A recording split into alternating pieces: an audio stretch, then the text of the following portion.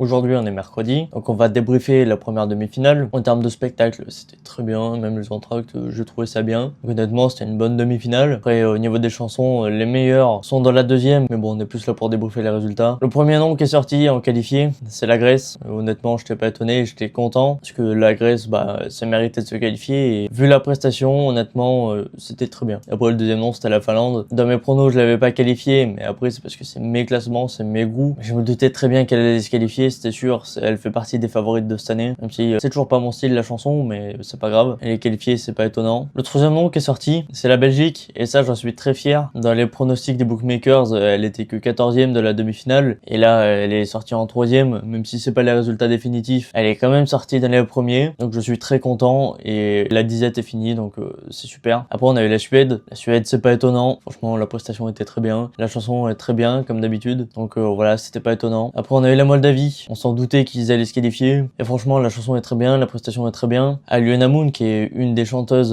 avec Satoshi, qui a fait un clin d'œil à sa prestation de 2013. Donc ça, c'est cool, c'était beau, ça faisait un beau clin d'œil. Après, on a eu Israël, qui a été très hué pendant sa prestation, et même à l'annonce des résultats. Mais honnêtement, si on met la politique de côté, la chanson est assez belle et il chante très bien. Honnêtement, je trouve qu'il mérite sa place. Même si moi, je l'avais pas qualifié parce que je trouvais qu'il y avait mieux, mais elle est qualifiée et je trouve qu'il mérite sa place. On a la Serbie, que j'ai changé dans les derniers instants, et je suis très content, c'était une très bonne chanson. Même si connaissant les jurys, on aurait pu penser qu'ils allaient pas se qualifier. Mais la Serbie qui choisit le métal et qui se qualifie, voilà, peut-être on va voir plus à l'Eurovision du coup. On a la Croatie, c'était sûr que ça allait plaire au jury, la Croatie, comme ça représente leur pays. Donc franchement, honnêtement, je suis content pour la Croatie. Après on a la Lituanie, en avant-dernier qualifié. Il avait une très bonne chanson, il a fait une très bonne prestation, et comme je l'ai dit, sa voix elle est magnifique. Honnêtement, je suis content pour lui. Et le dernier pays à s'être qualifié, c'est la Pologne, et j'ai été très étonné, parce qu'à ce moment-là, il restait la Pologne, la Géorgie, l'Estonie, le Portugal, Saint-Marin, le Monténégro. Pour moi, la place allait être prise par le Monténégro. C'est pas trop mon style, mais bon, après, je sais qu'il y a les jurys, le télévote. Et au niveau des disqualifiés, c'est là où j'ai été un peu le plus surpris. Ça dépend des personnes. Le Portugal, honnêtement, ça ne m'a pas étonné. Même si la chanson est belle, ils chantent bien, mais ça m'a pas étonné que ça se qualifie pas. Même en l'ayant regardé sur